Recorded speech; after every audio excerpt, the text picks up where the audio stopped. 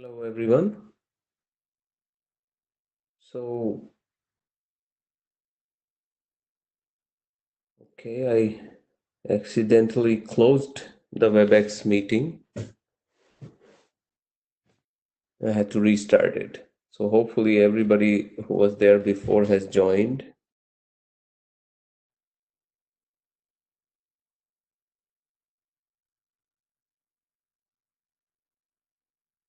Okay. Let's start from where we left off. So we had just added, first of all, those of you who are working on this in the break, are there any questions?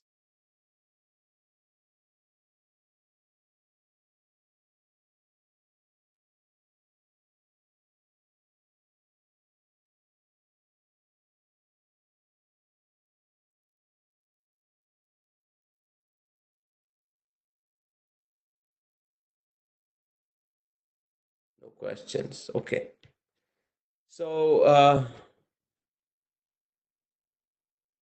any difficulties in up to this point? You've got your app running and it's sending the measurements.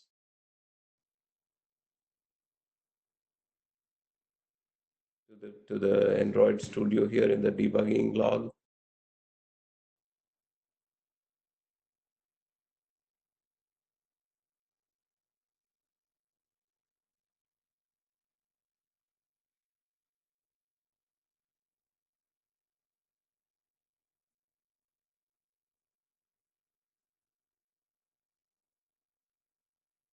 Okay, can you guys hear me? Am I muted?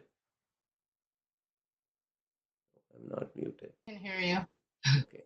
Okay, good. I just want to know that people are there and they can hear and see what I'm showing. You can see my screen as well, right? You see this hello world and the Illuminance reading. Okay.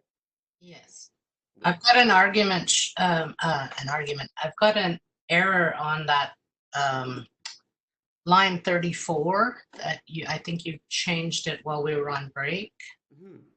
And I've got some kind of error with the plus illuminance.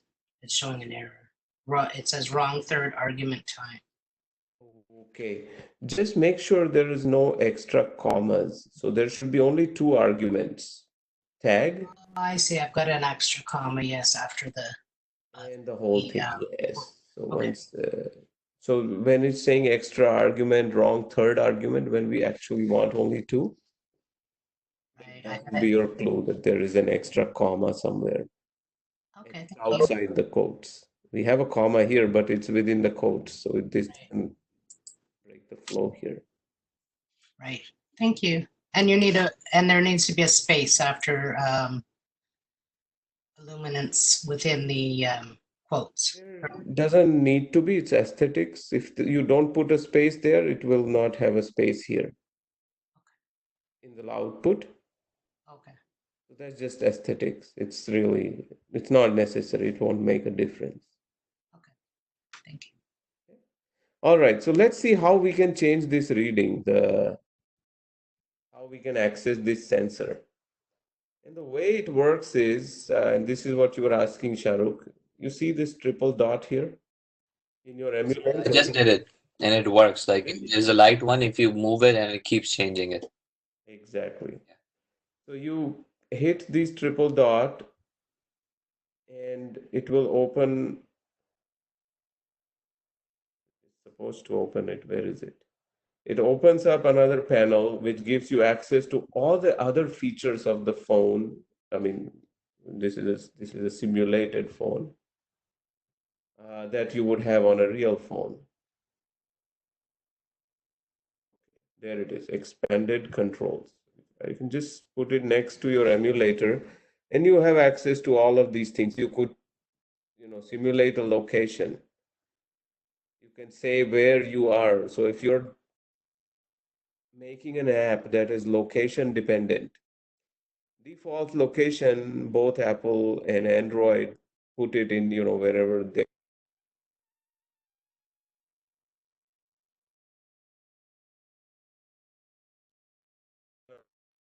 your app located.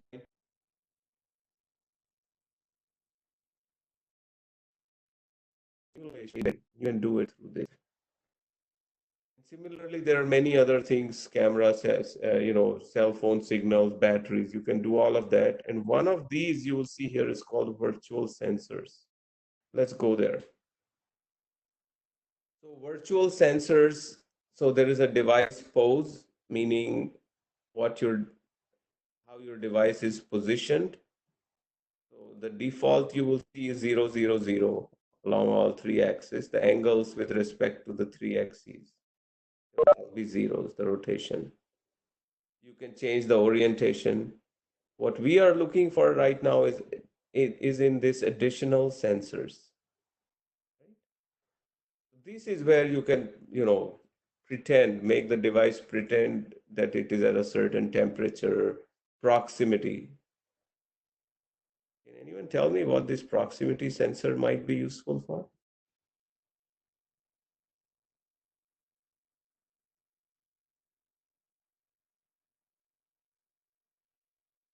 Have you noticed that, let's say you're using an app, WhatsApp, and you're making an audio call? When you take the phone to your ear, the screen, it shuts off. That's the purpose of this proximity sensor. How close is the phone to the person? And then based on that, so when you're looking at the screen, if you're using the speaker phone, then it will keep on showing the screen. But as soon as you put it to your ear, it will detect and it will turn off the screen. That is what the proximity sensor does, and pressure, magnetic field, etc. What we are So looking what does for. it detect? Does it detect the darkness? Because if you put your thumb on the front camera and sensors, it sometimes turn off the screen as well if you're on Yes. phone. So is it just if you block the sensor, like if you bring close, because when you bring it to your ears, like there's not enough, that's what it sends?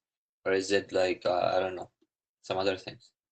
That's a very good question. And the answer to that would be to find out whether the proximity sensor is generally a hardware sensor or a software sensor. So if it is a software sensor, it might be computing based on exactly what you just described. If there's no light, it's too close. Yeah. So it could be that, but it is also possible that there is let's look at its type, sensor availability, proximity. Okay, no, proximity sensor, it's a hardware sensor. So measures the proximity of an object in centimeters relative to the view screen. So no, it's not using the ambient light at all. It's completely different. Because it would have to work even when you are in a dark room, I suppose. So how does it detect like if it's close to person ear or like, and it could be close to any other body part, right? Yeah. That is true. It's not necessarily the ear. Okay. Yeah. It's just an object in relation to the view screen. So it can be any object. You could put the phone in your pocket and it might just turn off. Yeah. Okay. That way. Good question. So let's now see, what we were looking for is the light sensor. Let's see what happens when we play around with the light sensor. This output here, see, it is 33894.7 for me. It might be something else for you. This is the value. I'm going to change it and let's see what happens. As I was changing it, it was notifying. And then I left it at 28631.6. So that's the value. I can reduce it further to 526. You see the new values showing up here. So this is how we will simulate our, even if you don't have a device, this is how you will do it. Even if you have a device, you can be doing this. Easier than on a device to change the light sensor value, you don't have as much control. You can go to a room and depending upon the lighting there, it will pick or it will detect the value. Okay, so now we know what the illuminance is, right? And let's say we want to do something, let's say when it is below a certain value, the range is from 0 to 40,000. Let's say below 10,000, we want to go into a night mode. That's what we want to do. So we'll implement that. Let me just make sure that I'm not missing anything. Let me go back to the slides.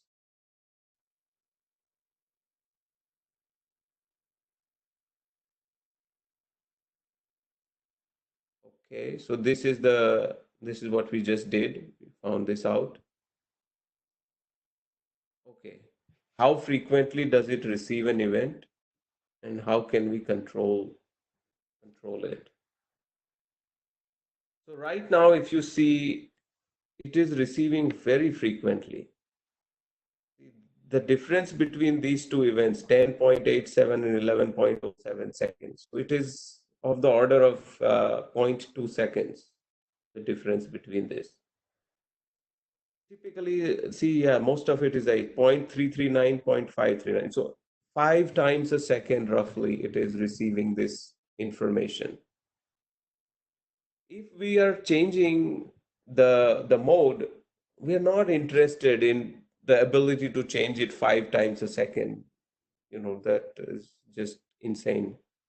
So what we want is, we want to do something here, but do it with a gap that, okay, we'll say, okay, we'll use this reading once every, let's say, every 5 minutes, or for our testing, we could say we'll use it once every few seconds, every 5 seconds, 10 seconds, so we can actually see something happening here. So that's one thing. Control the frequency of changes. Okay. Also, we need to know what the current mode is. If we are already in the day mode, and the new reading says you should stay in the day mode, we don't need to do anything. You can just leave it alone. So those are the type of things we will do here. Okay. So let's start doing that. So how do we know? How do we control the frequency of changes? Like, how do we give a gap between two changes?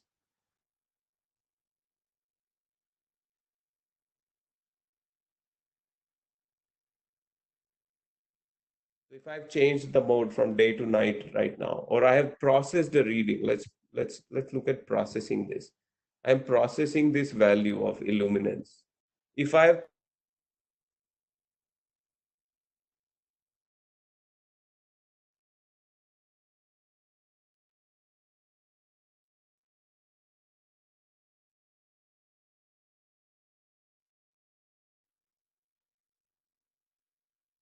Are you guys able to hear me properly? I keep getting messages here that we are experiencing network difficulties. Yeah, you actually, I didn't hear anything for last like few seconds.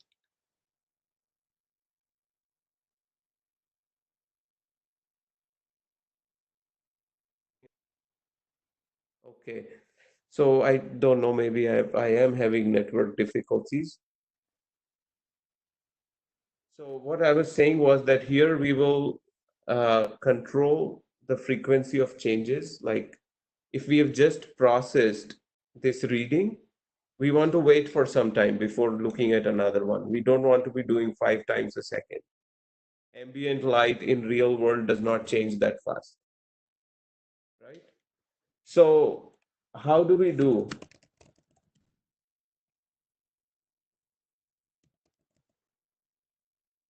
Based on last process time. So let's say when the first reading comes in, we get the system time, and we need a good granularity. Our readings are coming in at every 200 milliseconds. So what we want to do is, if we take this reading now the first time it comes in and process it, we will store it as the last processed time. And then we'll wait for that much time, whatever time it is we define. So let's declare some variables here. We'll declare a private and time, system time. How do we get it? You guys remember we did that last semester?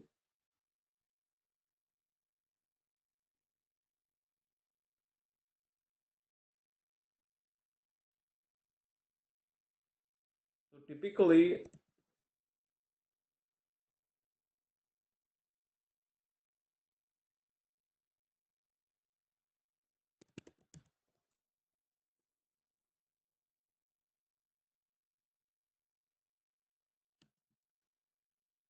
let's initialize it to 0. And then what we will do is we will capture it here, last processed time. So there is you have access to the system class and it has a bunch of these static functions. These are all static. That's why we don't need to say new system and then access it. So we'll get the current time in milliseconds. So this is what the time when we got this illuminance reading, and we will use it to do something. But we want to use this time. We want to check whether a certain amount of time has elapsed. To do that, what we need is another variable, which is our control variable.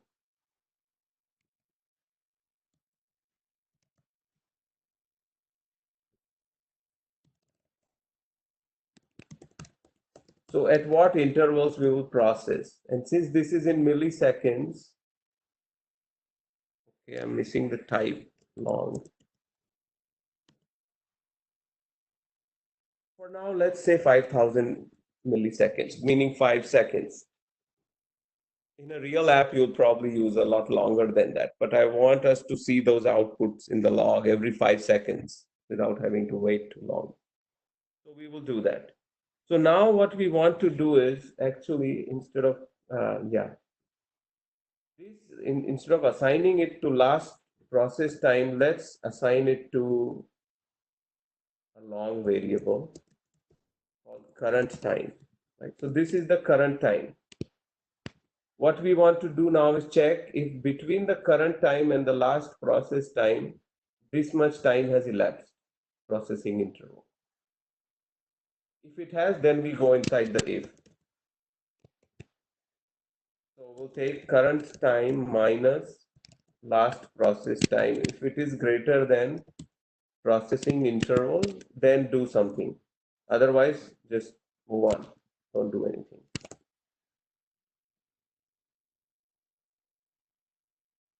Okay. And what I want you to do is I want you to move this log statement. Once you have this if, you have the current time and this if in place, move this log statement inside the if. So cut it from here and paste it here. And now I want you to run it, and you should see that you're getting that log message every 5 seconds, not every, not 5 times a second. And this is how you will do it in the real world also. You're getting that information so frequently, you don't want to make all those changes all the time.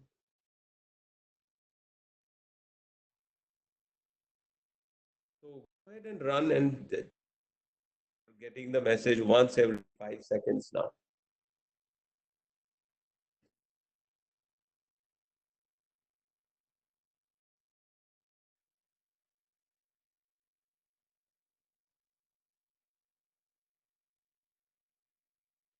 Aha.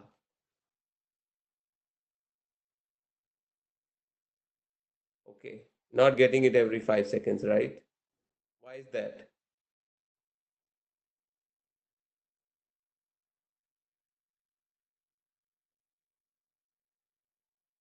What is the value of this?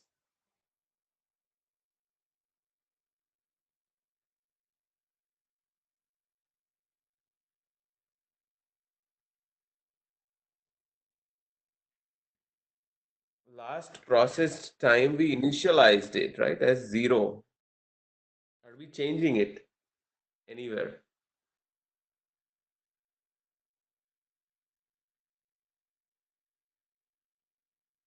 Yes, that's correct. We're not changing it. We should be changing it, right?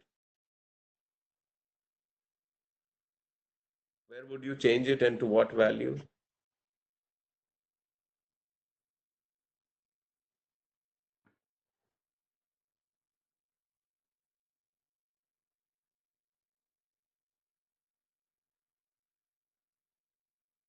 So I think we need to set up the last time to the current time. That's correct. Then if there are current time minus last time, if bigger than the processing interval, then we can console log the image, the information. Sorry. Yes, that's correct. So basically, whenever we go inside the if is when we are doing the last processing. So we need to update this here, last process time to the value of current time.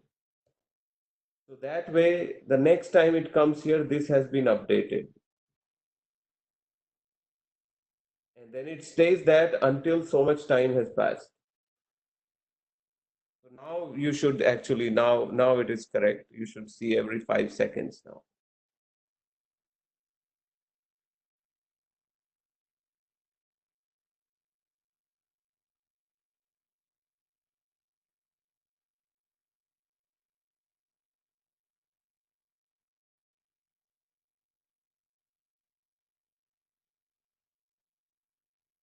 Good.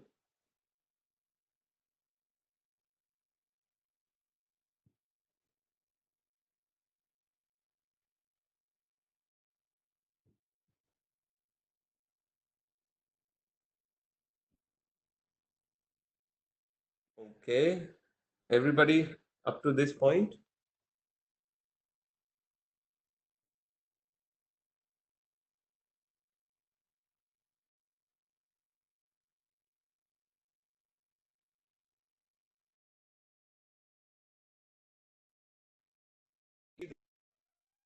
Store in the table. And anytime we do any processing, we update it to whatever.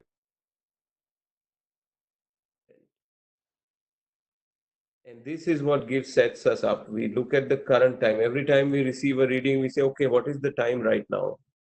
And when was the last time we processed? Have we done, have 5,000 milliseconds gone by?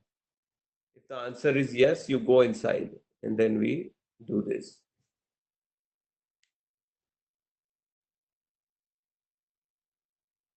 So now what we want to do is we have set up this much. Every 5 seconds we can take an action.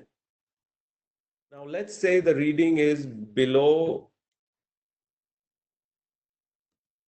if illuminance is below 5,000, change the background and foreground. We're going to swap the two colors. Let's say black and white will make white and black. Do something like that.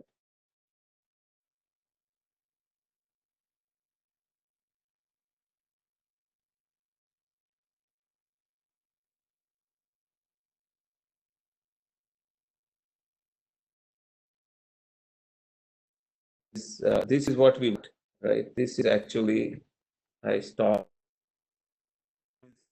This is what we are trying to do, you see. This and before. So this is what you're trying to do. What do you need to do now? What are the steps? Now you can check the value of illumination with something like, for example, if you assume illumination is like 255, which is like white color. Huh?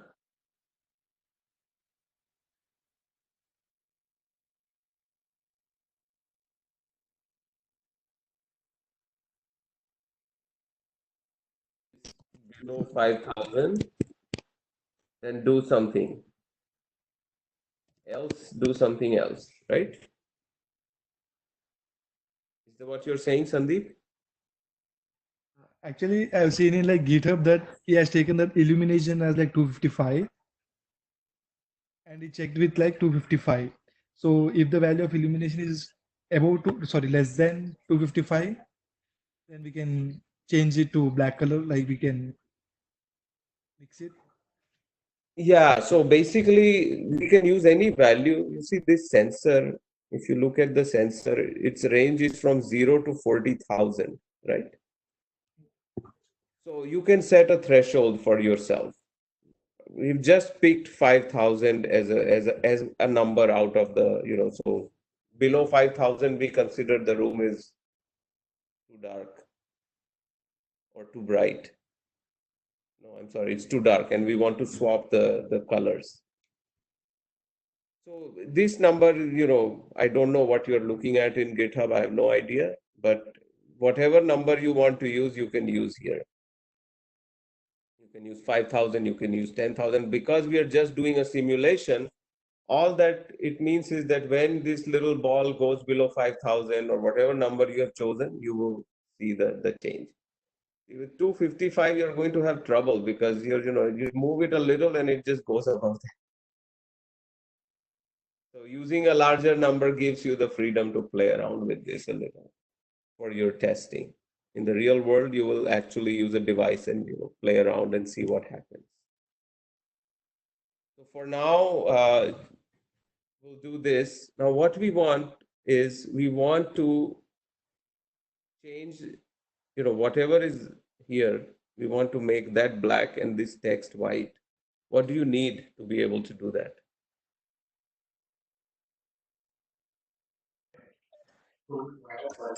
We need Uh, So Harry?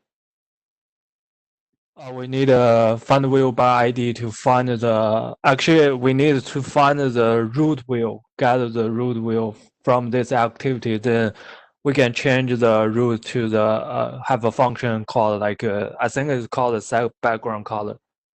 Then we change the root wheel the background color to whatever you want. Yes, exactly. Is that what you were going to say, Sandeep? it's the same text color and background color. Good. So you see in our main activity here in the onCreate, we are setting the content view as r.layout.activity main. So what this tells us is that in the resources folder in the layout, there is a file called activity main.xml, which is this. This is the file, and this has the constraint layout as the root view and the text view, which says hello world. What we want to do is we want to change the color of this constraint layout to black and this text to white. In the if and in the else, we want to do the opposite. Otherwise, it will just stay there even when the light is brighter. So we need to do both. We need to detect and change. Okay. So how do we go about it? What do we need to be able to access these in the code?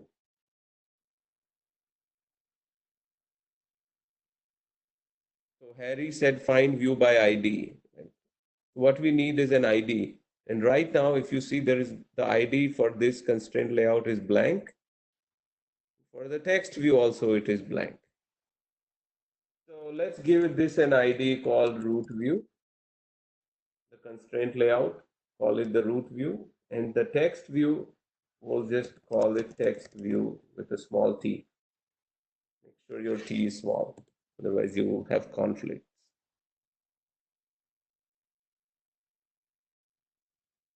So now we have these two IDs.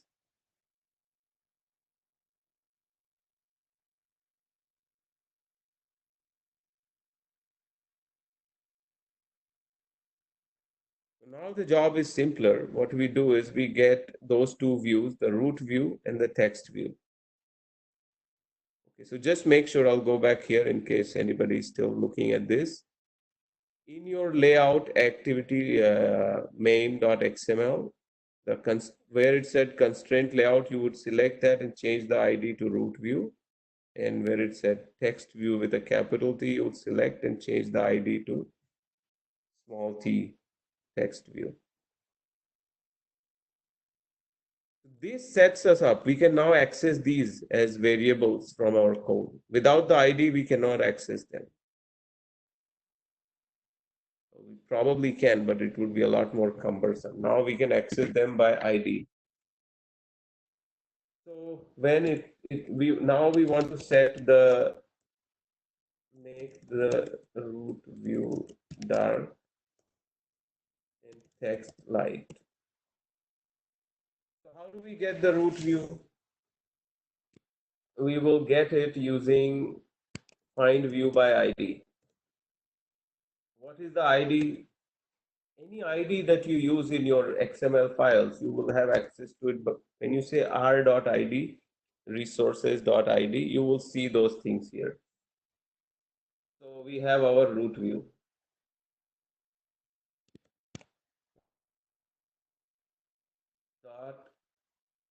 We want to change its background color.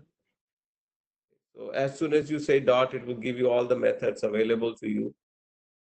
May not show up like this. If it doesn't show up like this, start typing set background and you will see what's going on. Set background color.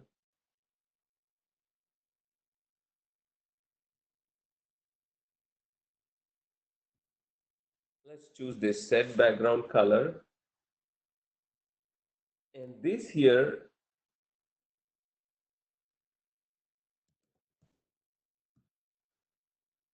we have to use the inbuilt colors. So there is a class called color. And as soon as you type color dot, it will give you all the options that are inbuilt as static colors, or you can call a method and specify it. Like in HTML, you do that RGB, FF, 8800, those kind of things. I think we did that last time. That part you can do using these functions. What we will do is we'll just use the inbuilt black. This will make the root view black. What about the text view? We need to change its color as well, right? We need to change that to white. How do we do that?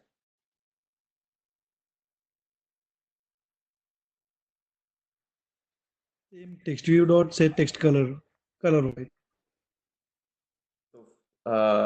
Right. So we need to use set text color.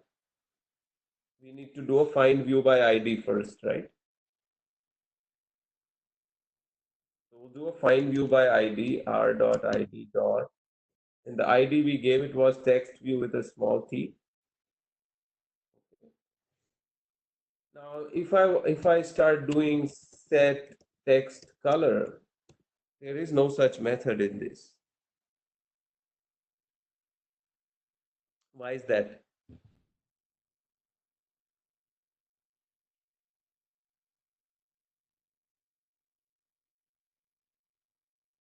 I can set text alignment, direction, etc., but not the color.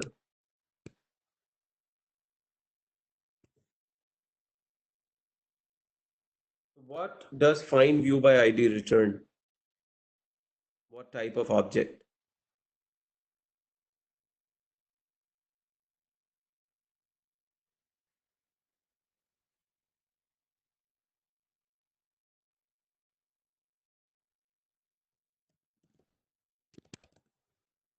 Find view by ID, if you look at find view by ID, the documentation,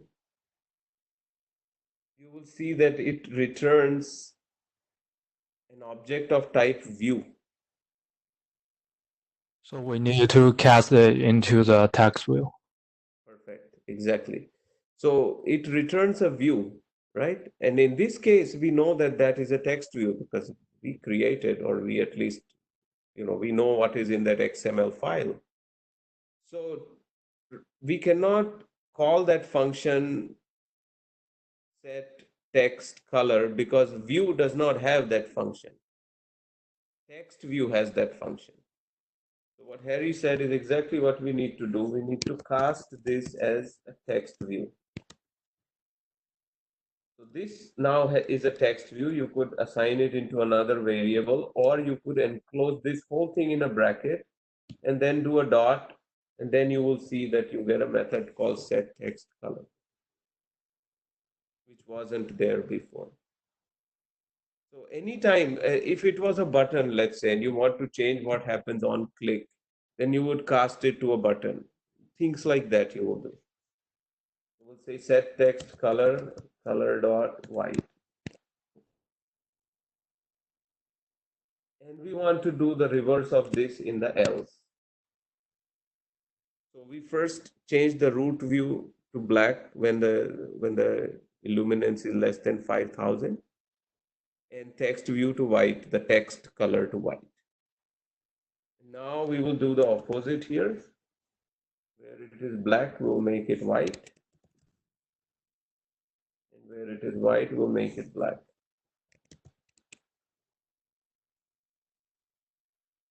Okay. Now, if you run the app, see what happens. Change the illuminance.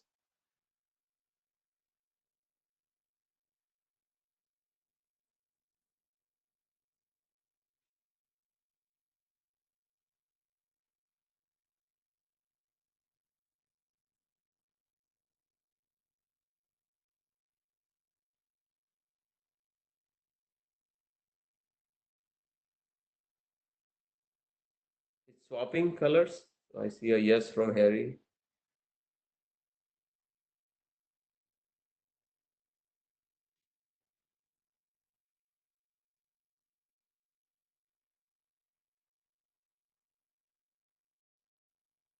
Yes, the lecture is being recorded.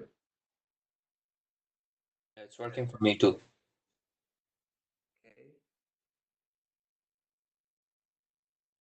Let's see if it's working for me.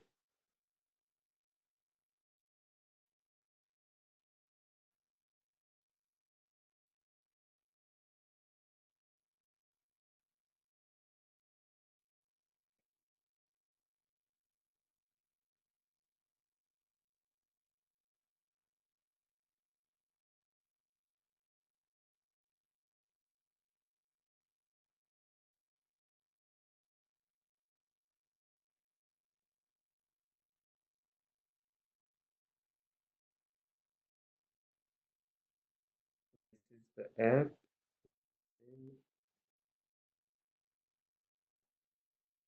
And since it has a 5-second sensitivity, it may not happen right away.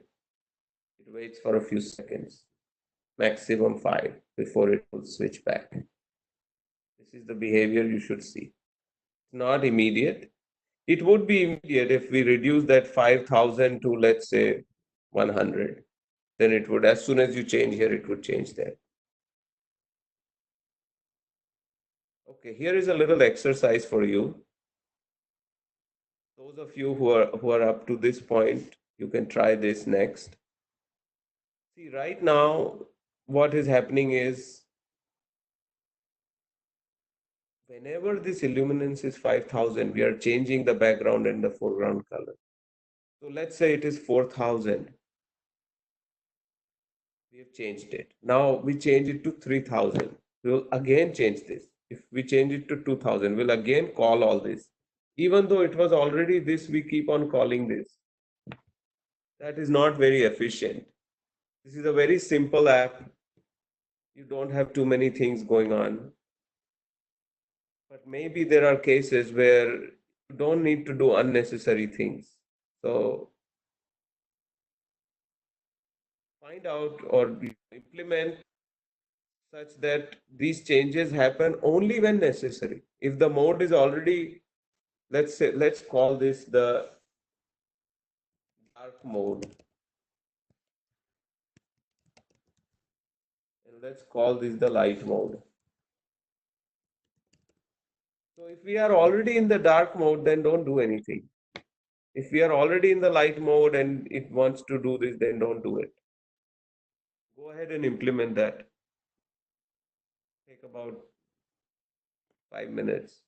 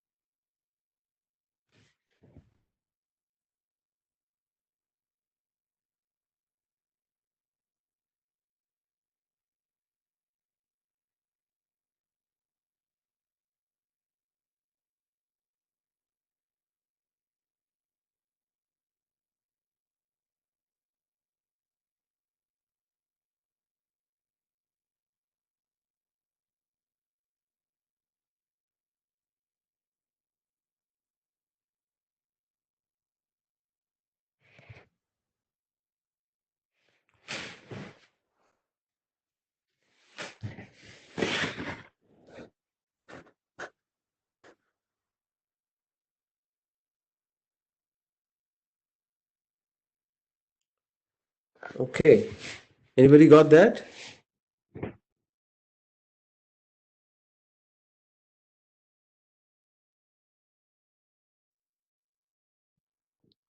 So I don't know if I'm doing it in the right way, but I declare a variable called a dark mode as a Boolean type. So I set that to false. Then if we go inside to our if lumen less than the 5,000, then I set the dark mode to true. So if dark mode is true, then we change the color. Right. So basically, you declare a class variable, right? So it stays available. Yeah, it's a private Boolean dark mode equal to false.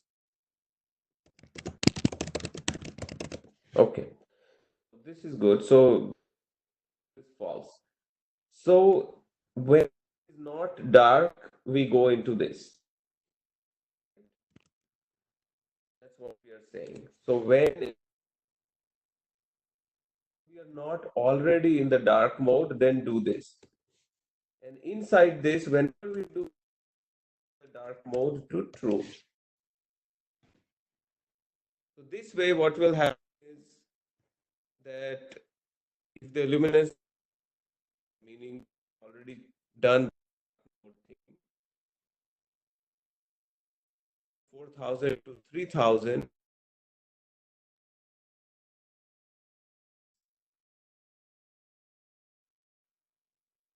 executing this. Oh, not executing because we are already in dark mode.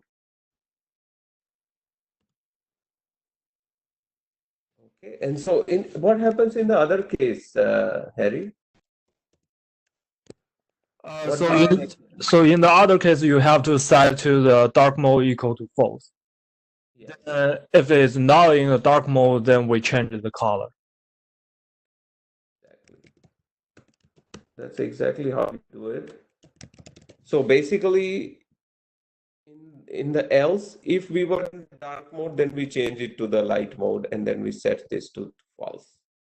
So this way, these changes will be taking effect only when necessary.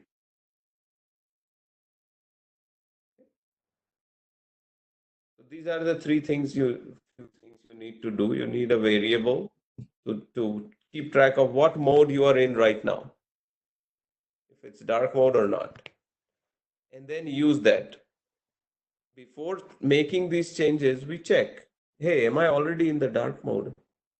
Then I don't need. And over here, greater than 5,000. Otherwise, what will happen is that you see the problem.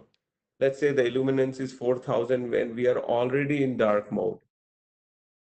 Then it will execute this else if. So we need that as well. Illuminance greater than equal to 5,000.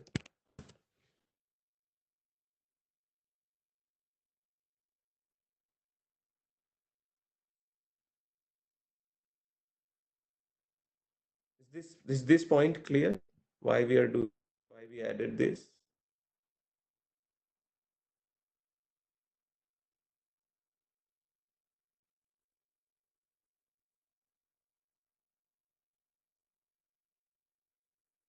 Okay. So Sandeep, what if by default we use dark mode? So you can control all of that using these numbers. So when you want to switch from night to day, or if you want, see what we are doing here, Sandeep, is we're not talking about a global dark and night mode. This is something the app does based on the reading of the illuminance. That's what we are doing here is we are changing the background. So if your default is one and you want to change it only in certain other conditions, you can modify your if and else if conditions to whatever it is you achieve. I see that you have another thing here. You have pasted set low.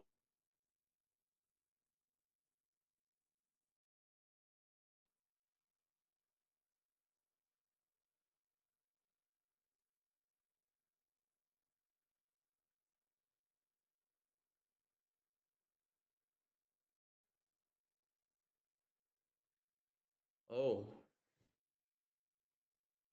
cannot. I can hear you now, but like you cut out for the entire last few seconds. I didn't hear anything. What was the last thing you heard? Yeah, last thing I heard was you were talking to Sandeep about just local time and you can local changes, Okay. default change. Okay. So basically, yeah. So whatever it is your default and whatever behavior you want, you can manipulate that using the Illuminance readings. My next question to him was, he pasted this in the chat, set local night mode. So I was asking you, Sandeep, if this is an Android function call.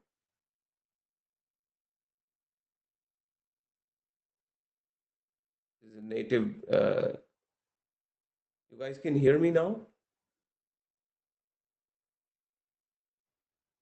Yes, Yes. Professor. I think it's Android's native thing, I think so. Set night mode. See, I Sandeep, sometimes people in GitHub, they'll create their own functions and call them. I've seen that from Android developer. Okay.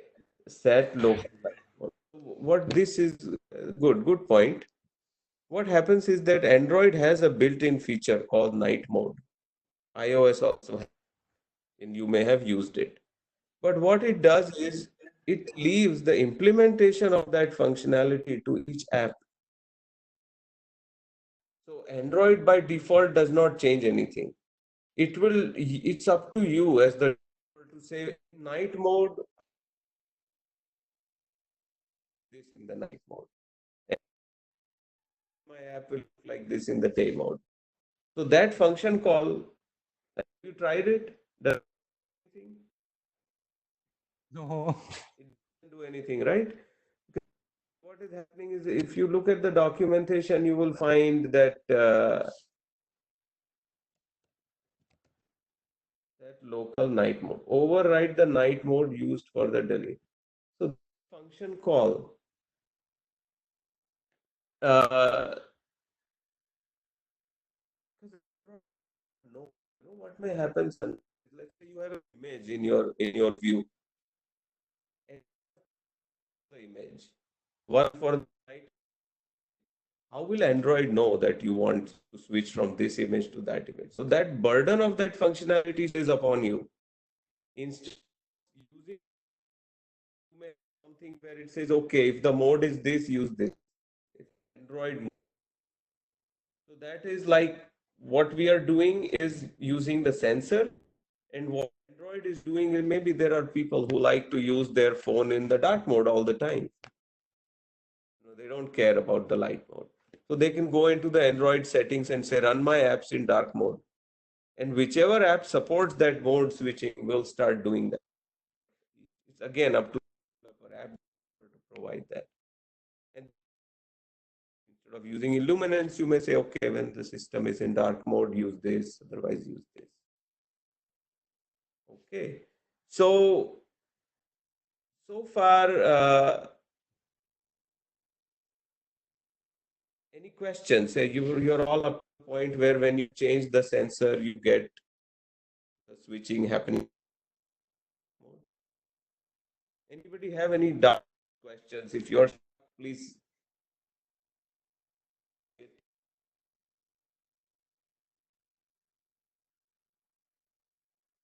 How about those of you who were doing who were catching up in the break? Everybody's up to this point?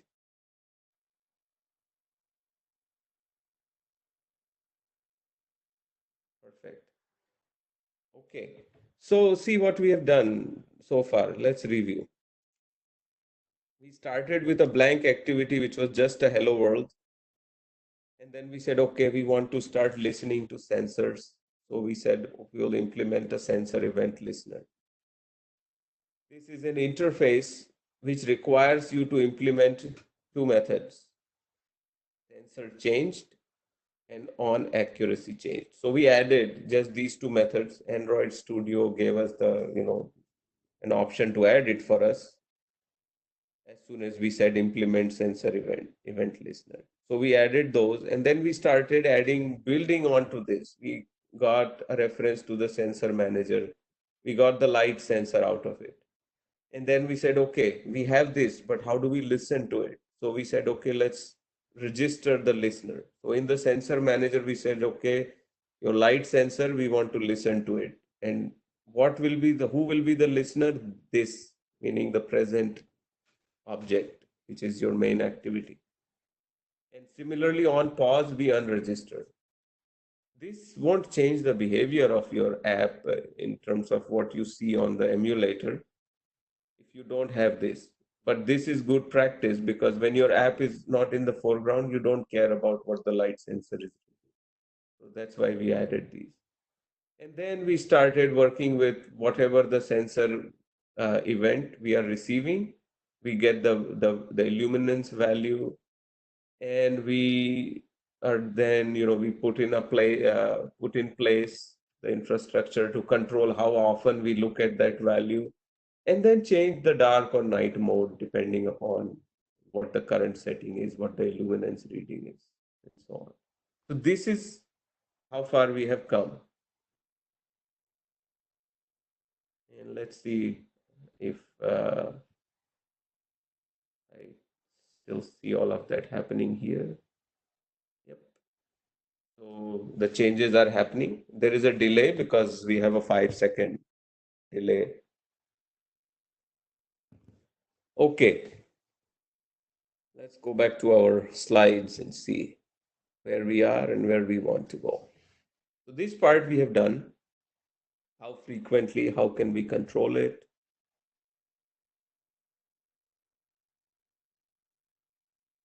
We didn't look at this slide, but we have effectively done this.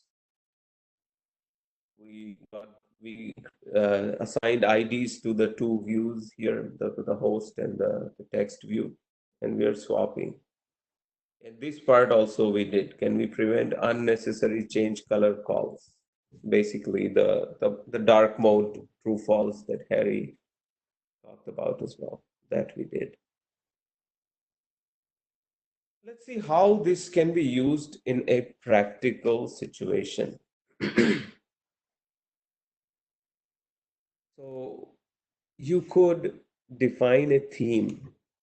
You could declare a theme in the manifest.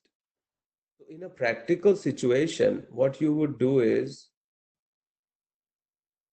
if you look at your app, especially the manifest, right? In the manifest is where you're defining what your package contains. So you're saying it's an application, and within the application right now, there is only one activity, main activity. What are the attributes of this application? So there is a label, whatever name we gave appears here. And then there is a variable called theme. And this is the theme, style app theme. So what you could do is, you have an app theme. Where is it? And what is this theme? It says add style / theme. Just like here, it says add string / app name, right? So anything here in these values that has add something, you will find it add string. All the strings are in this strings.xml. So app name. This is the app name. You could change it here and it would change on your app. In the same way, there is one called styles. So these are the styles we're talking about. And if you see in the manifest, it says the theme of your app is add style / app theme. What is this app theme? It is defined here. This is your theme. So this theme here, it inherits all the attributes of a system theme. So what does a theme do? A theme defines things like, what is this color here? If you have buttons, what is the background color of buttons? If you have, different widgets that you use, different types of objects, views, what is the color? What is the, what are the specifics, text size, etc. All of that belong to the theme. So here you are saying that this is my theme. I'm inheriting from theme.appcompare.light.dark action bar. And after that inheritance, I'm changing three values: primary color, the color primary dark, and color accent. And these are the three colors. You could define multiple themes here. You could define a day theme and a night theme. You could inherit from different themes. And you could override these colors. Then what happens is that when you want to switch from day mode to night mode, instead of each individual view or component setting its background and foreground, all you need to do is you say, okay, change my theme from day theme to night theme. And all those things you've already defined here. That's how you would do it in a more, in a more complex example where you have lots of activities, lots of objects, things like that. So I wanted to take this opportunity and talk a little bit about what these themes are and how to use them. So that's the theme. And if you see its value, color primary has a value, which again, it's not a color right here defined here. It is defined as at color something. Meaning it is referencing, in turn, it is referencing to this colors.xml, which is where you have defined the actual colors. Right? So let's say if we change this, I'm going to change this. You can try it as well. I'm going to change this to red and this one here to a maroon color. Okay. And now I will run my app and see what happens.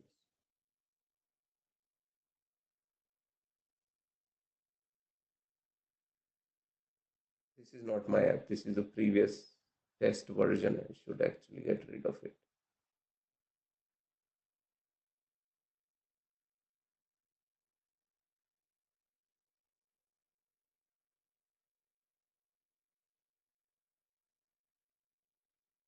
Bear with me. It is not showing me the app. I should uninstall this current app.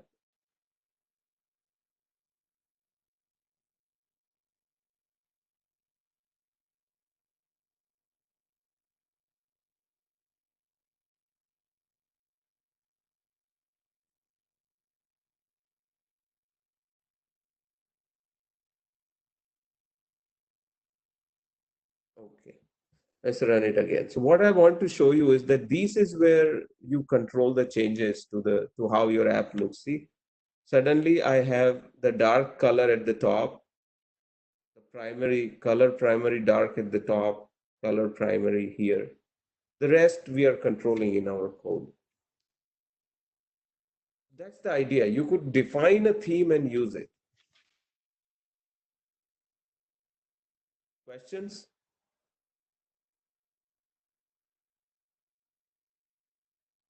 Shahrukh, you remember you had this issue with one of your apps last semester. Yes, it was not changing colors properly, but yeah, this is a better way to change for dark mode and light mode. It's because right now the app is too simple, so just why we can only change text and background. But if we had a lot more buttons and screen, then it would be too difficult to find each single view, yeah, and change it. Right? Exactly. So you would define, colors for your theme, and the way then you would change it is this text view. See, right now we don't have a color defined, but you could here, in theory, go to the text color variable and use the one of the Android variables from the theme. So that way, whenever you change the theme, the color from that theme will be used. Makes sense, yeah. Okay. So this is how in a more practical situation. So you set the theme, and then when the theme changes, the entire view will change. And this is okay. We touched upon it. Sandeep asked this question that what that function call. So the recent OS updates provide it is a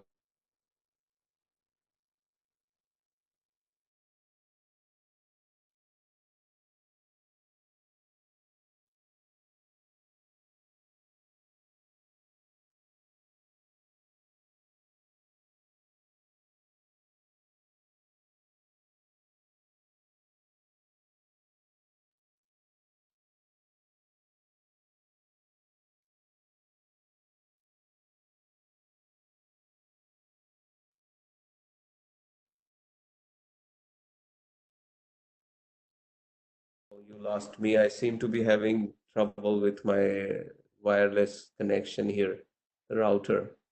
Can you guys hear me now? Okay. Yeah, I've just switched to another network and hopefully this is more stable. Let's see how this one goes. So what I was saying was that this we already talked about, that if you use the system setting, then still in the app you have to make those changes.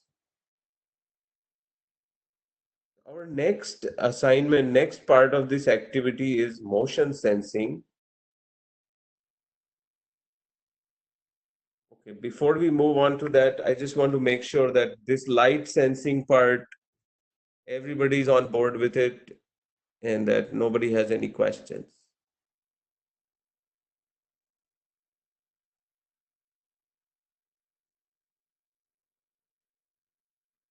Okay. The general idea also was to get a feeling for how sensors work. So now in your mind, you should have it clear as to, when you're using a sensor, what are the steps? Regardless of what sensor it is, those steps will remain the same.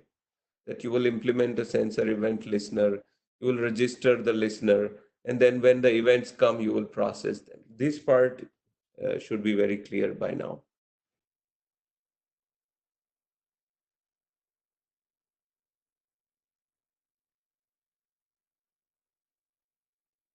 So motion sensing, shake, tilt, rotate, all these types of motion, how do we sense them? That's our next topic. And then the question naturally is, how does it work? Let's find out. So I've linked to these documents. Gives me a 404 error. Maybe I have the wrong, but really where I want to go is this motion sensors. So I'll just go here and I'll update later on. So motion sensors. So these are the different types of, motion sensing events you can receive.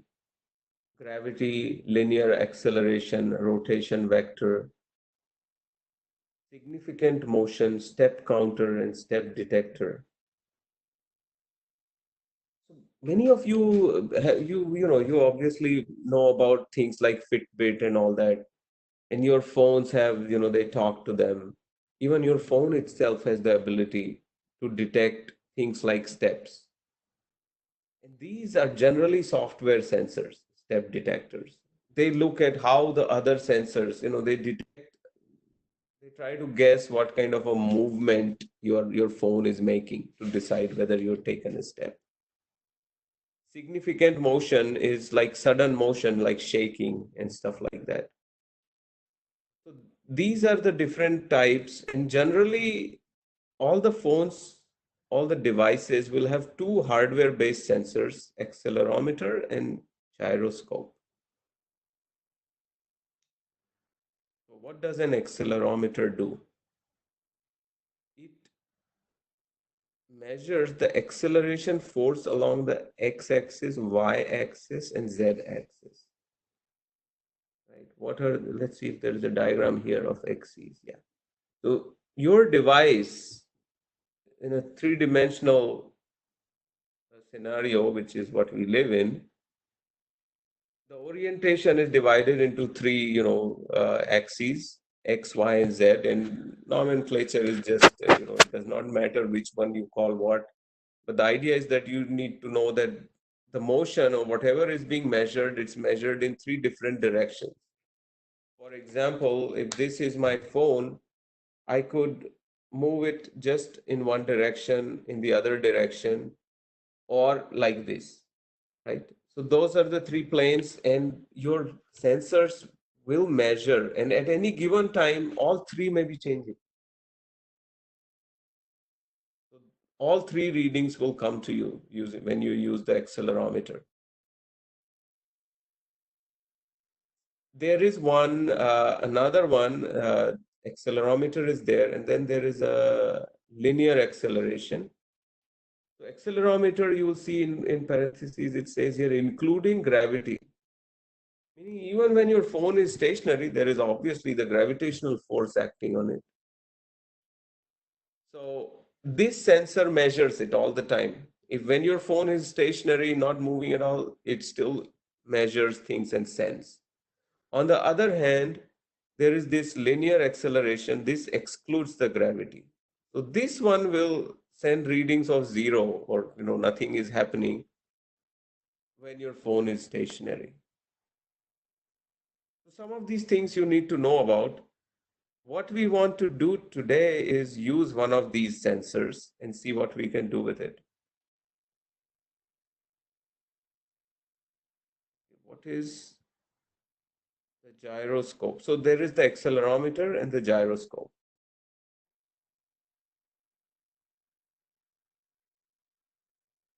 The accelerometer measures the acceleration, and gyroscope's job is to measure the rotation.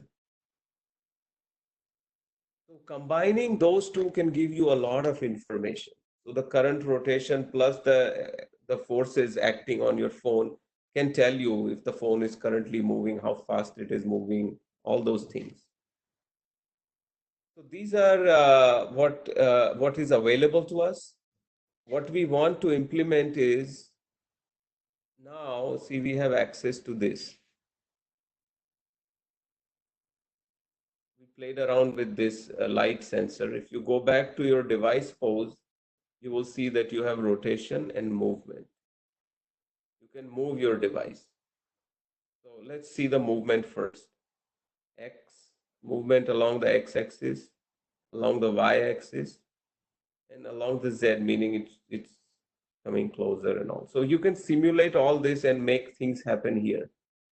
In the same way, you can rotate. You can rotate your device in one direction, in another direction, and then the third direction. So what we want to do is, imagine if there was a little ball that was placed on a surface and you were moving it around like this. What would happen to that ball? So we want to do that. We want to place a ball in the center and see where it is going, measure it, compute it, and place it on the screen. And as in real time, as it is happening, that's what we want to do. So you could actually go ahead and place an image of a ball here where it says hello world, and it would work. What we'll do is we'll leave that part out. We'll just say we'll make this text hello world go from edge to edge. And as you move and tilt your device, it will change its position. It's like, it's in fluid. That's what we want to do. That's our next task.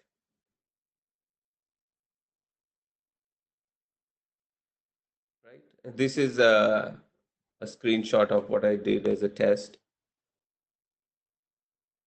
When your phone is turned like this, away from you, so that the hello world just drops down there.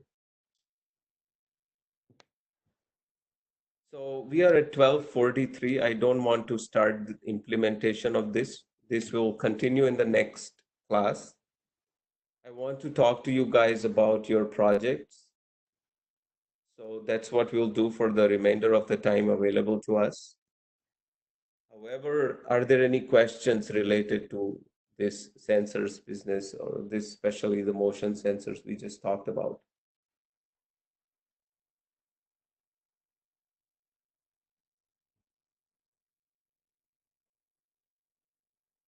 No questions? Okay. So let's talk about the group project. So your group, did I change the rotation in the device? So are you talking about the last slide that I just showed? Yes. Okay. So this one here, what I did was I changed it here, and this thing moves. Actually, let me just show you guys so you get a preview of what it is that we are trying to do. Okay, so this is the app from that actually has already got the functionality that we are trying to implement.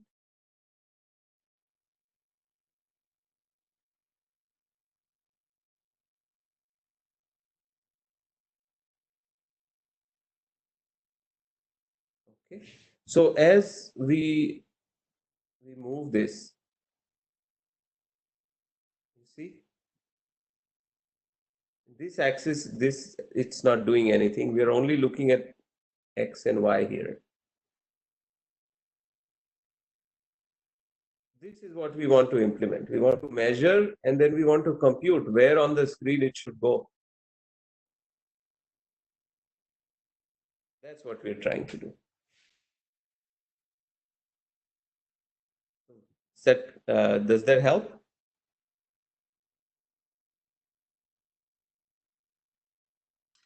Yes, thank you. So if you guys want, if you want to actually, instead of using the text, if you want to use an image, if you want to use the image of a 3D looking sphere or something like that, feel free to find it and place it there.